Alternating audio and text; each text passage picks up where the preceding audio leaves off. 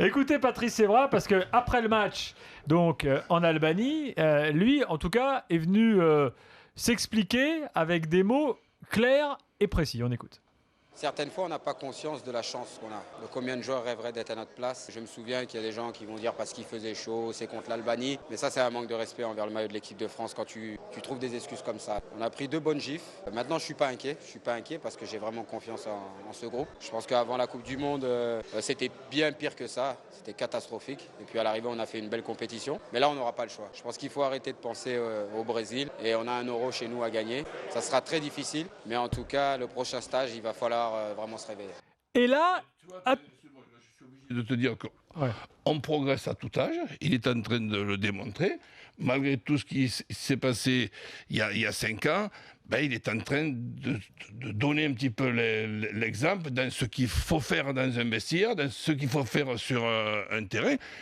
Mais là, je ne te raconte pas de conneries, je suis plein d'admiration. Eh ben, écoute la suite, parce qu'il envoie même des menaces envers certains de ses coéquipiers. Tu demandes à n'importe quel joueur.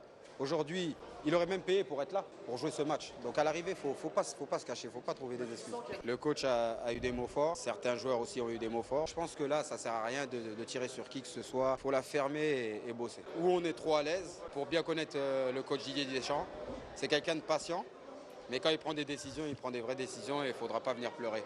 Mais tu vois, on va pas venir pleurer. Mais tu vois, mais il le dit lui-même. On connaît bien le coach, je le connais bien, Didier Deschamps. Très clairement, c'est lui le relais aujourd'hui. C'est lui qui fait l'interface, le médiateur entre le groupe, entre les nouveaux arrivants. C'est lui le capitaine. Voilà. Sauf qu'on ne peut pas lui filer le brassard parce qu'il était le capitaine de Naïsna. Pierre dit par exemple, là il est en train de réagir sur Twitter, il dit certes, mais l'expérience n'est pas transmissible. Moi là, c'est là où je suis pas d'accord avec toi, Pierre. Certes, au niveau sportif, alors déjà tu peux le retransmettre, tu peux l'expliquer, le raconter, le compter aux nouveaux joueurs et aux plus jeunes notamment, mais surtout les expériences qu'il a vécues. Et moi j'en reviens, alors c'est vraiment le truc le pire qui ait jamais existé dans l'histoire du foot français, c'est ce truc de Naïsna. C'est ce que disait Roland à l'instant. Finalement, il parle quasiment comme un repenti aujourd'hui, Evra. Peut-être que ce qu'il a vécu à ce moment-là, il le regrette très certainement, il est déjà revenu là-dessus. Ça peut servir justement d'expérience qu'il transmettra justement pour te répondre, Pierre, à d'autres joueurs, certainement. Peut-être éviter de faire la même connerie. Romain au 32-16 est là. Salut Romain. Bonsoir messieurs, bonsoir coach, bonsoir Nicolas. Salut Romain. Salut Romain. Romain, qu'est-ce que tu penses de l'avis de Nico? Est-ce que tu es d'accord avec lui? Alors, déjà, je pense qu'il y a des bonnes choses qui ont été dites du côté de Roland comme du côté de Nico. Mais après, je voulais m'adresser à coach. Alors bon, je lui donne pas de leçons, parce que j'ai pas de leçons à donner.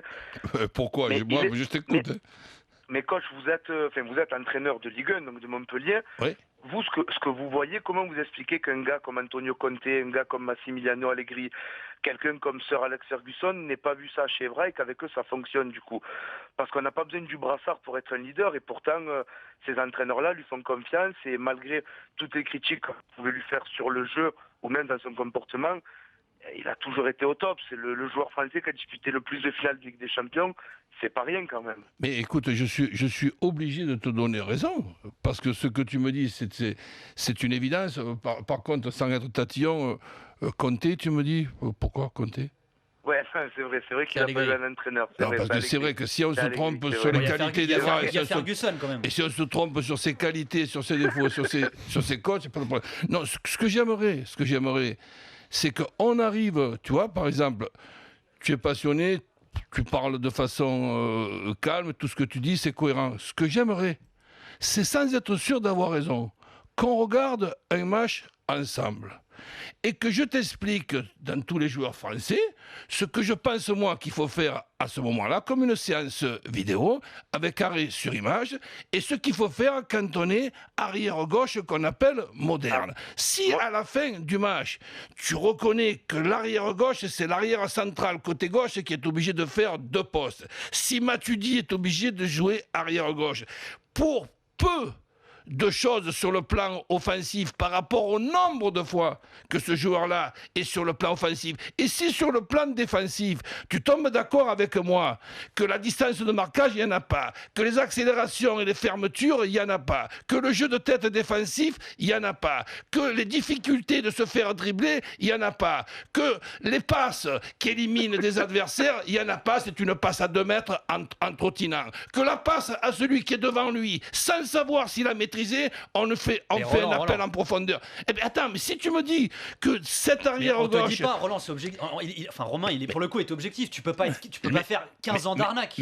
Mais pas du tout. Je te dis pas que c'est de l'arnaque, je te dis que c'est extraordinaire. Mais vous n'allez pas m'enlever ma vision de ce que doit être un arrière-gauche. Et si à ce poste-là, dans le football moderne, le défenseur, comme je le vois moi, c'est perdu, eh bien c'est que je suis vieillissant et qu'il faut que je me réadapte à un défenseur qui défend jamais. Et à ce moment-là, le jour que tu me diras qu'un gardien de but ne peut pas faire des arrêts avec ses mains dans le football moderne, eh bien je te dirai pas de problème. Je vais prendre un gardien qui a un bon jeu de tête, comme ça il dégagera les ballons de la tête. Qu'est-ce que je te dise? Romain, et ensuite on arrête sur Evra. Non mais je suis impuissant. Je suis impuissant, tu vois, et je félicite Romain de son analyse.